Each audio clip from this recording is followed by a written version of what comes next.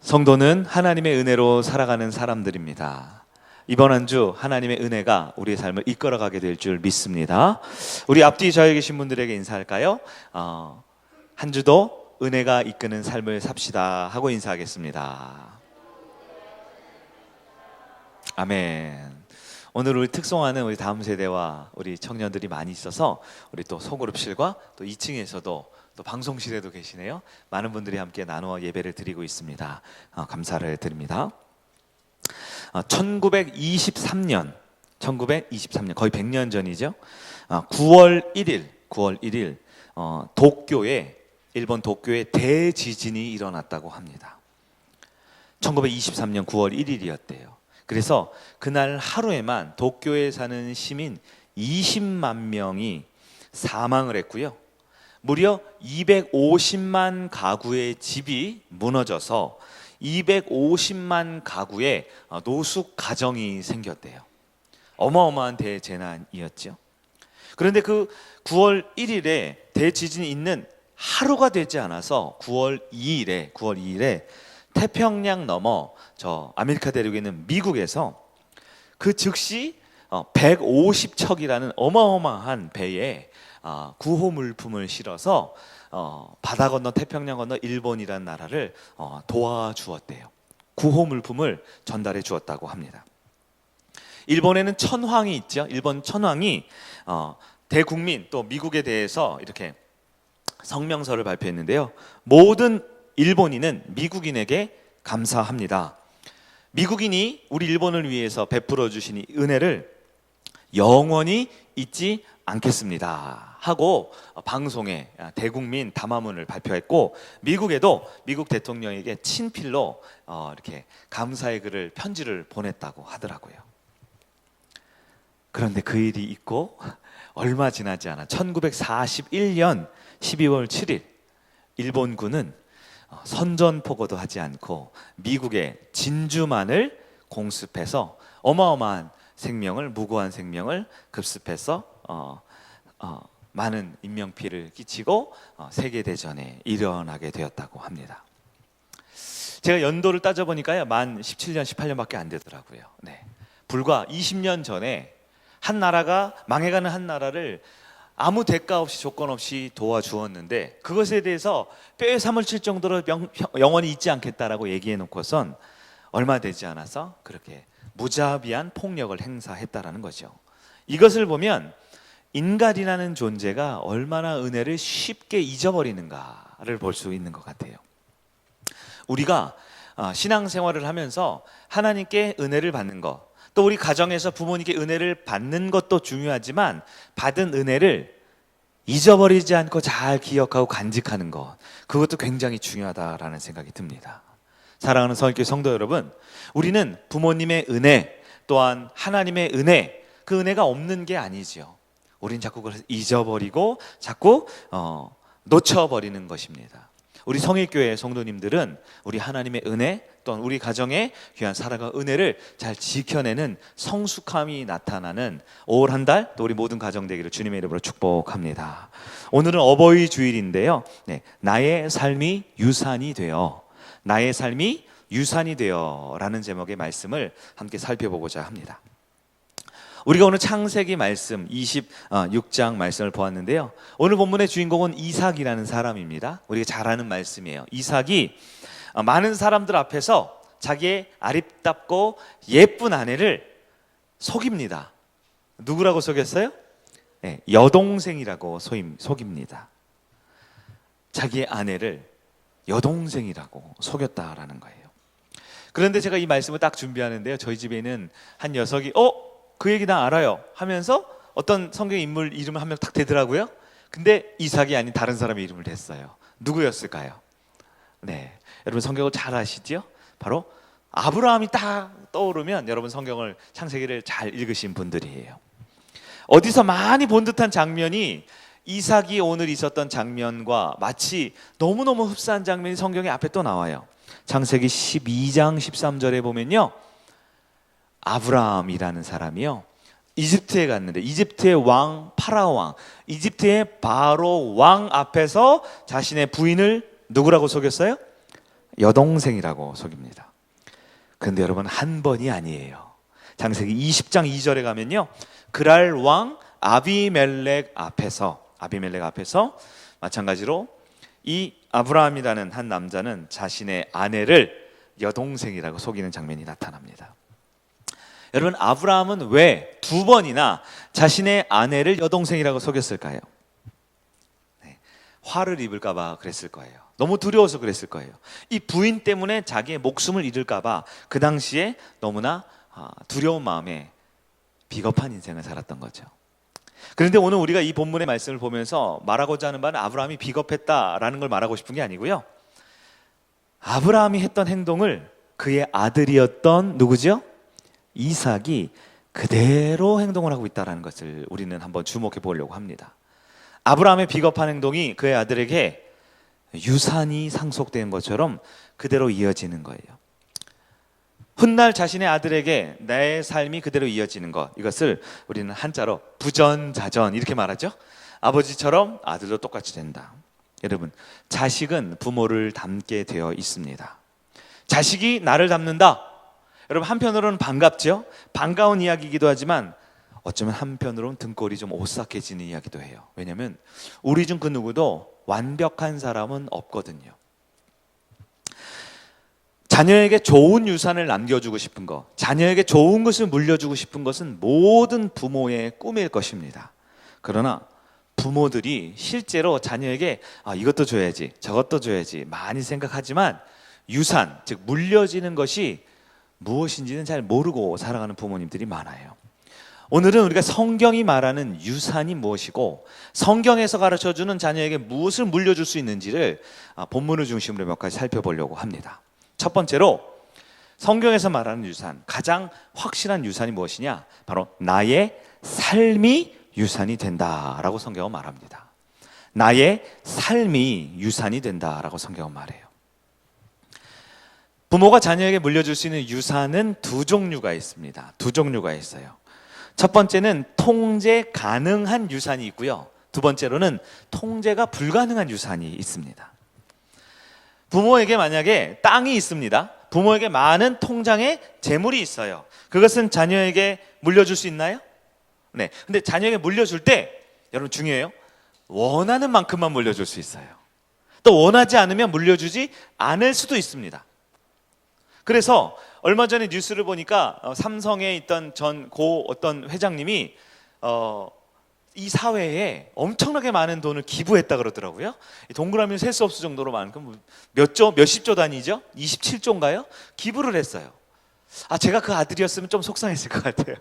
나한테 좀 많이 주지. 나한테는 조금 주고, 많이 줬나요? 아들한테도? 네, 하여튼 아들한테도 주고 사회에 엄청나게 많은 돈을 기부했어요. 여러분, 돈이나 땅이나 아파트나 자동차나 내가 물려줄 수 있겠다 싶은 대부분의 건요, 통제가 가능해요. 그래서 물려주고 싶은 건 물려주고, 물려주기 직전에 마음 변하면 안 물려줄 수도 있어요. 그런데 오늘 우리가 나누고자 하는 건 두 번째 종류의 유산입니다. 유산 중에요, 통제가 불가능한 유산이 있다라는 거예요. 아니 무슨 얘기입니까? 내가 물려주고 싶으면 물려주고 안 물려주고 싶으면 안 물려주지요. 그러나 내가 원하던 원하지 않던 무조건 물려줘야 되는 유산이 있어요. 통제가 불가능한 유산입니다. 그것이 무엇일까요? 바로 부모의 삶 그 자체입니다. 지금 내가 살아가고 있는 내 모습, 부모의 삶은 자녀에게 그대로 유산된다라고 성경은 말하고 있어요. 오늘 우리가 읽은 성경에 이 이삭의 비겁한 행동이 나옵니다. 이삭 어떤 행동을 했어요? 자신의 아내를 자기가 목숨을 잃을까 봐 여동생이라고 속이는 장면이 나타납니다. 아주 비겁한 행동이지요. 그런데 그 비겁한 행동은 어디서 유산되었어요? 그의 아버지 아브라함의 삶에서 유산된 겁니다. 아버지가 종이에다가 각서를 쓰게 한 게 아니에요. 공증한 게 아니에요. 너도 나처럼 아내를 버리거라. 강한 적이 나타나면 아내를 여동생이라고 속이거라. 유언을 한 게 아니에요. 아버지의 삶이 아들에게 그대로 유산된다라는 겁니다. 부모라는 자리는 참 두려운 자리입니다. 왜냐하면 부모의 삶이 자녀에게 고스란히 유산되기 때문입니다. 그러므로 우리의 부모님들은 자녀를 갖는 순간부터, 아이를 갖는 순간부터 내 자녀에게 나는 인생의 롤 모델이 된다라는 것을 꼭 기억하는 부모가 되어주시기를 바랍니다. 무엇이 유산될까요? 부모의 생각이 유산됩니다. 부모의 가치관이 유산됩니다. 부모의 습관이 유산돼요. 많은 우리 여성분들 말하죠. 우리 아들 보면 자기 아버지 식성도 닮았대요. 자기 아버지 걸음걸이도 닮았대요. 그래서 꼴보기 싫대요. 그렇죠. 부모의 걸음걸이, 먹는 것까지도 닮게 되어 있다라는 것입니다. 여러분, 부모의 삶은 자녀에게 그냥 그대로 유산이 됩니다. 많은 이 땅에 있는 아들, 여러분도 다 아들이었잖아요. 아버지기도 하면 아들이었죠. 많은 아들들이 뭐라고 말하는 줄 아세요? 나는 아버지처럼은 살기 싫어 라고 말을 합니다. 그런데 비슷하게 살더라고요. 많은 딸들이 뭐라 그럽니까? 난 엄마처럼은 못 살아. 난 엄마처럼은 안 될 거야. 그런데 비슷하게 살더라고요. 왜 그렇습니까? 유산이라는 것은 통제가 가능한 것이 있지만 내 삶이라는 유산은 통제가 불가능하기 때문에 그래요. 성경적으로 한번 살펴볼까요? 여러분, 아브라함 어떤 사람이었어요? 많은 이야기들이 성경에 있지만 자신의 아내가 누구예요? 사레입니다. 사레를 어떻게 했어요? 자기가 목숨을 잃을까 봐 두려워서 아내를 여동생이라고 속여서 남의 남자가 데려가는 걸 그대로 놔둔 거예요. 그것도 한 번도 아니고 두 번이나. 아내를 여동생이라고 속입니다. 그런데 그의 아들이 누구죠? 이삭이지요. 근데 이삭은 어떻게 해요? 똑같이 행동하는 거예요. 자신의 아내를 여동생이라고 속입니다. 아브라함의 아들 이삭의 아들이 누구예요? 우리가 거의 2달 가까이 살펴본 그 야곱은요, 할아버지와 아버지의 이어받은 그 속이는 유전자가 태어날 때부터 활발하게 진행이 되죠. 태어날 때부터 속이는 자로 태어났다라는 것입니다. 한 사람의 삶이 그의 아들과 손자에게까지 이어지는 것이 성경에 말하고 있어요. 여러분, 이삭의 아내 이름이 누군지 아세요? 이삭의 아내가 누굽니까? 리브가죠. 여러분, 리브가는 어떤 여인입니까? 잘 보세요. 리브가는요, 자신의 소중한 아들 야곱을 위해서 남편과 큰아들을 속이는 행동을 서슴지 않습니다. 남편과 큰아들을 속여가면서까지, 아들아, 너는 멋진 인생을 달려라. 하나님의 저주는 내가 받을 테니. 여러분, 리브가 그렇게 괜찮은 여인이 아니죠. 남편과 큰아들을 속여가면서까지 자기의 둘째 아들을 위해 살지요. 그런데 여러분, 리브가의 오빠가 누군지 아세요? 리브가의 오빠가 누굽니까? 네, 라반입니다. 메소포타미아 지역의 속이기 대장, 사기꾼 대장 라반이에요. 여러분, 우리 라반, 성경에는 같이 안 나와서 따로 생각하지만 여러분, 리브가와 라반 둘 다 뭐예요? 남매지간이죠. 네, 성경은 창세기 24장 24절 그들의 아버지의 이름을 부두엘이라는 사람을 소개합니다.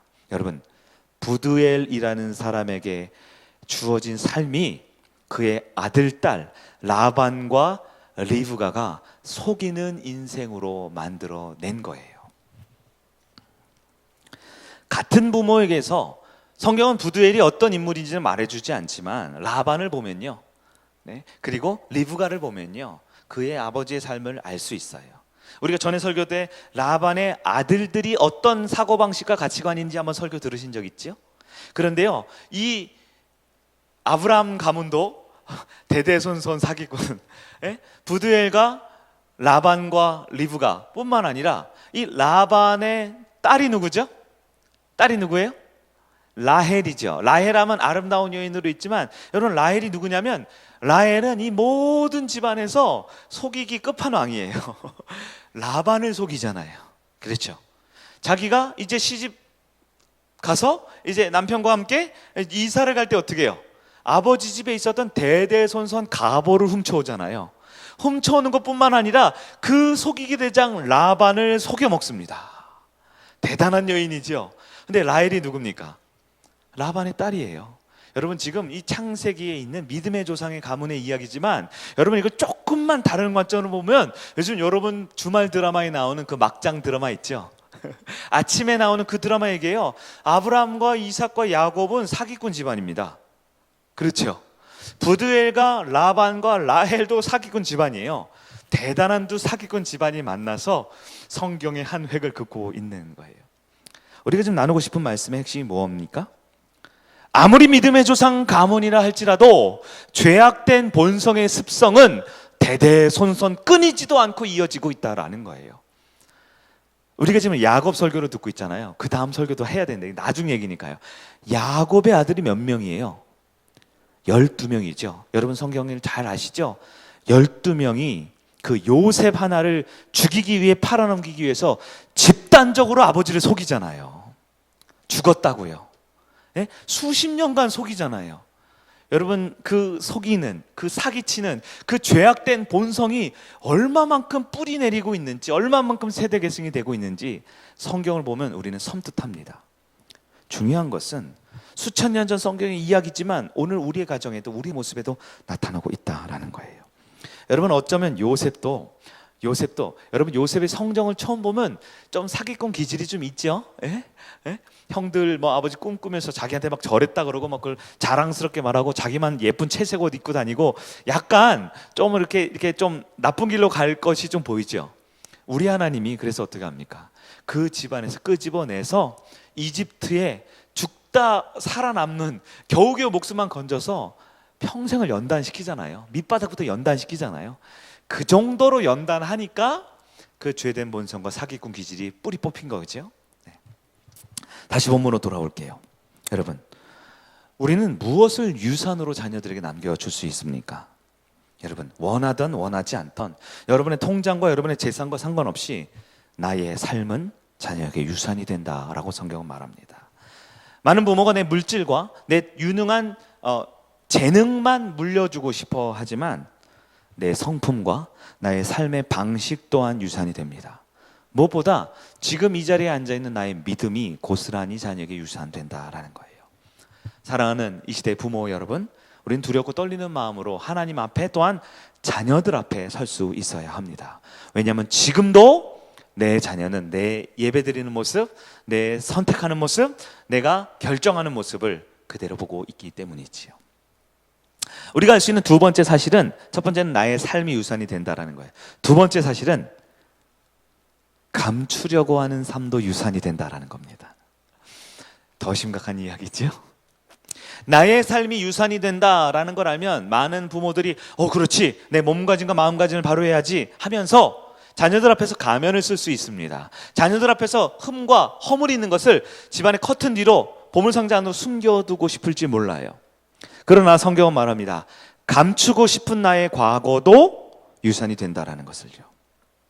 숨기려고 아무리 애를 써도 유산이 된다라는 것을요. 여러분, 아브라함이 자신의 아내를 여동생이라고 속여서 한번 죽을 뻔해서 살아났어요. 그리고 시간이 한참 지났습니다. 그리고 이제 사라가 됐죠. 아내 사라를 또 한 번 여동생이라고 속입니다. 그런데요, 이 두 번 아내를 여동생이라고 속일 때 이삭이 나이가 몇 살이었을까요? 이삭이 나이가 몇 살이었을까요? 네? 이삭이 태어나기도 전 이야기들입니다. 이 두 번의 속이는 사건이 있은 후에 아브라함이 100살이 되고 사라가 90세가 됐을 때 이삭이 태어나거든요. 그러면 이삭은 아버지의 비겁한 모습을 두 눈으로 본 적이 있어요? 없습니다. 직접 본 적이 없는데도 어디서 그것을 배웠을까요? 어디서 배웠을까요? 어머니 사라가 나중에 시집살이가 고달퍼가지고 나중에 아이가 컸을 때 고자질을 했던 걸까요? 일러준 걸까요? 아니면 종들 중에 하인들 중에 하나가 억하심정으로 이삭에게 찾아와서 야, 너희 아버지가 옛날에 이렇게 했어 라고 일러준 걸까요? 여러분, 우리는 유산에 대한, 자녀에게 유산되는 것은 또 다른 진실을 기억해야 합니다. 감추고 싶은 내 삶도 유산이 된다라는 것을요. 우리 자녀들 보십시오. 욕 한 번 가르치지 않은 아이들이 욕을 합니다. 거짓말하고 도둑질하라고 가르치지 않아도 죄된 본성이 유산이 됐기에 우리 자녀들 어렸을 때부터 거짓말하고 도둑질하고 욕하는 거, 미워하는 거, 내 거야 내 거야 하는 거, 우리 애들에게 태어날 때부터 유산된 것처럼 우리 부모의 감추고 싶은 모습 또한 아브라함이 이삭에게, 이삭이 야곱에게, 야곱이 그의 아들들에게, 부두엘이라는 한 사람이 이역만리 떨어져 있는 리브가와 라반에게, 그리고 그의 아들들과 딸들에게 고스란히 유산된 것처럼 감추고 싶은 우리의 허물과 연약함도 유산이 된다라는 거예요. 부모의 내적인 성품 안 보이지요? 그러나 유산이 됩니다. 눈에 보이지 않지만 우리 자녀는 지금도 온 몸과 온 인생으로 나의 삶을 따라하고 있다는 거 여러분 기억해야 합니다. 부모가 불안한 부모들이 있어요. 부모가 늘 겁을 내고 초조해하는 부모가 있어요. 자녀들은 가르쳐주지 않아도, 자녀들은 이렇게 따라해보라고 하지 않아도 불안하고 초조한 자녀가 되는 것입니다. 부모가 결정적인 순간에 하나님이 아닌 세상을 선택합니다. 불신앙을 선택합니다. 자녀는 몰라요. 자녀 자고 있을 때 한 결정이에요. 자녀 학교 갔을 때 한 나의 불신앙입니다. 그런데 우리 자녀는 그대로 고스란히 그것을 닮아가고 있다는 거예요. 사랑하는 성도 여러분, 그리고 많은 부모 여러분, 우리의 드러난 삶만 유산되는 게 아니고요, 감추어져 있지 않는 나의 죄성과 부끄러운 삶도 유산된다는 사실을 기억해야 돼요. 그럼 어떻게 해야 합니까? 어떻게 합니까? 바로 오늘 우리가 예배드리는 이유가 그것입니다. 말씀을 듣는 이유가 그거예요. 우리의 감추고 싶은 바로 그 모습을 하나님 앞에서 해결하는 것이 진정 어버이 주일의 의미가 될 줄 믿습니다. 많은 부모님들이 몰래 자식들 몰래 우리 애들은 이거 하면 안 돼, 몰래 하는 거 아직 있으세요? 내가 이거 하면 안 되지, 내가 이렇게 하면 안 되지 아는데도 끊어내지 못한 죄의 습관과 늘 반복적으로 하는 잘못이 있습니까? 어쩌면 주변에서 자식들이, 성도들이 그렇게 하지 마 한 번, 두 번 얘기했는데도 나 그런 사람 아니야 하면서 자신을 인정하지 않고 그냥 넘어가며 살고 있습니까? 하나님 앞에서 이번 주도 은혜 받지 못하고 불평과 불만으로 그대로 집으로 빈 마음으로 돌아갑니까? 내 인생 하나만 불행한 게 아니고요, 내 사랑하는 자녀, 우리 사랑하는 다음 세대 청년들과 아이들에게 나의 신앙의 모습, 나의 신앙의 태도는 그대로 유산이 되고 있다라는 것입니다. 제가 주일 온 세대 예배를 하면서 제일 많이 강조한 게 뭐예요? 제발 부모님들은 아이들과 함께 예배를 드리라는 거잖아요. 많은 부모님들이요, 아이들을 교회 데리고 오면서 교회 데리고 오면 믿음이 쑥쑥 자라는 줄 알아요. 예배 시간에 의자에 앉아있으면 자라는 줄 알아요. 아니잖아요. 부모가 이 자녀의 신앙을 통제하고 부모가 자녀의 예배를 지켜주지 못하면, 목사님이 아니라 여기 예수님이 와서 설교해도 자녀는 변할 수 없어요. 왜 가정을 주셨습니까? 왜 부모를, 자녀를 주셨습니까? 예수님을 닮아가는 모습을 부모에게, 그 부모의 모습을 자녀에게 유산하라고 이 가정이라는 생육하고 번성하고 땅을 충만하고 다스리라는 창조의 이 질서를 바로 여러분의 가정에 주셨음을 기억하는 여러분 되길 바랍니다. 여러분, 혹시 우리 가정에 넘쳐 흐르는 죄악된 모습이 있습니까? 결정적인 순간 세상과 타협하고 불신앙과 타협하고 오늘 세상 욕심과 돈과 권력과 쾌락과 즐거움에 타협하는 우리 가정의 모습이 있습니까? 교회에 와서 자녀들이 예배 한번 드리고 성경 공부 한번 하고 성경 한 절 암송한다고 자녀들이 믿음이 크는 게 아니에요. 교회에 와서 예배당 안에 안 그런 척하고 있는 부모의 가식적인 모습만 닮아갈 뿐입니다. 사랑하는 성도 여러분, 우리 가정 가운데 하나님 앞에 부끄러운 모습이 있습니까? 오늘 회개해야 합니다. 왜냐하면 그렇지 않으면 자녀는 그대로 살기 때문입니다. 우리 가문에 대대손손 흐르는 죄악된 모습이 있습니까? 여러분 끊어내세요. 우리 부모가 그랬다고요? 우리 할머니 때부터 그랬다고요? 내가 그래서는 안 되죠. 왜냐하면 나 하나로 끝나는 게 아니라 내 자녀와 그들의 손자까지도 나의 불신앙과 죄악된 모습은 유산이 되기 때문입니다. 그러면 어버이 주일에 우리는 무엇을 해야 합니까? 세 번째 살펴볼 것은 자녀에게 아름다운 유산을 남겨줄 수 있어야 합니다. 자녀에게 정말 귀한 유산을 남겨줄 수 있어야 돼요. 단순합니다. 하나님 앞에 버릴 것은 버리고 반드시 취할 것은 취하는 것이 최고의 유산입니다. 부모의 삶에, 우리 어른들의 삶에, 이 자리에 있는 일부 예배 드리는 성도들의 삶에 버릴 것은 버리고 취할 것은 반드시 취하는 것, 그것이 최고의 유산이 된다라는 사실 기억하시길 바랍니다. 언제 할까요? 바로 지금 해야지요. 나중에요. 이번 주 금요일에 와서 기도할게요. 이번 주 한 주 매일 묵상 해볼게요. 아니요. 바로 지금입니다. 그러므로 여러분, 가정의 달은요, 가정의 달은 다음 내년부터 꼭 기억하세요. 가정의 달은 부모 회개의 달입니다. 가정의 달은 부모 무슨 달일까요? 회복의 달이에요. 각성의 달이에요. 부모로서 내 신앙과 내 삶을 하나님 앞에 진실하게 사는 것, 그것이 최고의 유산이고 최고의 자녀에게 물려줄 것이기 때문에 가정의 달, 자녀에게 야, 예배 좀 똑바로 좀 드려, 카네이션 좀 잘 달아드려, 혹은 어린이날 아이들이랑 재밌게 한번 놀아주고 선물 주는 거 아니요. 부모가, 어른이, 성일교회 우리 어른들이 더 하나님 앞에 버릴 것은 반드시 버리고 취할 것은 반드시 취하는 것이 최고의 가정의 달이 된다라는 것입니다. 하나님의 말씀이 우리 가정을 이끌어갈 수 있도록 여러분 결단하시기를 바랍니다. 지금의 내 모습, 여러분 절대 좋은 유산이 될 수 없어요. 왜냐하면 나에게 아무리 장점이 있더라도 나에게 단점이 있잖아요. 내가 아무리 돈이 많더라도 내 안에 죄성이 있잖아요. 내 안에 아무리 똑똑하고 좋은 교육을 시켜주고 많은 것을 물려줄 만한 준비를 하고 있더라도 아닌 것도 내 안에 있잖아요. 그러므로 지금의 내 모습 그대로 자녀에게 물려줄 수는 없습니다. 아버지처럼 살아라, 엄마처럼 해야 한다. 그 가운데 우리가 이거는 아니야, 이거는 배우지 마, 이거는 유산 받지 마 하고 싶은 게 분명 있잖아요. 그러면 여러분, 내 모습 그대로를 물려주지 마십시오. 우리 가정 가운데 하나님의 말씀이, 하나님의 진리가, 하나님의 충만한 은혜가 우리 가정에 있을 때 하나님을 통해서 자녀에게 물려질 수 있도록 해주시기를 바랍니다. 할 수만 있으면 여러분, 자녀와 함께 예배를 드리세요. 왜냐하면 우리 가정의 중심이 하나님이 되고 하나님의 말씀이 되기 위해서는 가장 먼저 함께 예배드리는 가정이 되어야 합니다. 많은 분들이 우리 1부 때는 우리 어른들이 계시고 2부 때는 청년들, 다음 세대 있죠. 사랑하는 아들이 있으면 2부 때 예배를 한 번 더 드리세요. 아들과 함께 손잡고 예배 드리세요. 우리는 어떻게 해요? 가족끼리 와도 한 예배 드려도 멀리 이렇게 떨어져서 예배 드리죠. 왜 그렇습니까? 왜 그렇게 합니까? 한 하나님을, 한 믿음을, 한 성령을 나눠야죠. 우리가 왜 온세대 예배라고 드립니까? 이름만 온세대 예배면 안 돼요. 우리가 이렇게 5자리를 만들었죠. 여러분, 안내팀 꼭 신경 쓰세요. 왜 3자리를 했냐? 부모가 이 두 자녀와 함께 드리라고 3자리를 만들었어요. 그러니까 안내팀이 잘 조정을 좀 해주세요. 지금도 보면 부모와 자녀들이 이렇게 떨어져 앉게 되죠. 네. 우리가 그렇게 할 수 있도록 도와줘야 됩니다. 네. 매일 묵상이 무엇입니까? 우리 가정의 나침판으로 삼으면 좋겠어요.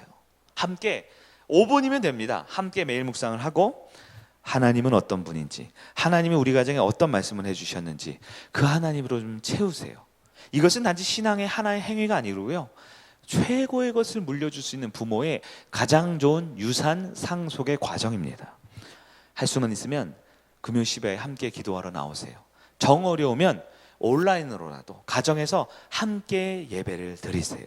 왜냐하면 함께 기도하고 돌아가는 차에서 돌아가는 그 5분 10분이요, 그 30분에 해당하는 그 가정에서 함께 돌아가는 시간이요, 최고로 유산을 상속할 수 있는 기회가 될 수 있다라는 것입니다. 물론 우리가 한두 번 하나님을 선택하고 기도하고 매일 묵상했다라고 우리 자녀의 모든 좋은 것만 물려주시는 건 아니에요. 여러분, 우리 자녀는 24시간 우리 부모를 보고 있습니다. 부모가 무엇을 정말 두려워하고 있는지 자녀는 다 알아요. 하나님을 두려워하는지 돈을 두려워하는지 자식들은 다 알아요. 아무리 교회에 와서 봉사하고 섬기고 여러 가지 활동을 해도 집에서 돈 문제 앞에서 벌벌 떠는 부모의 모습 자녀는 다 알아요.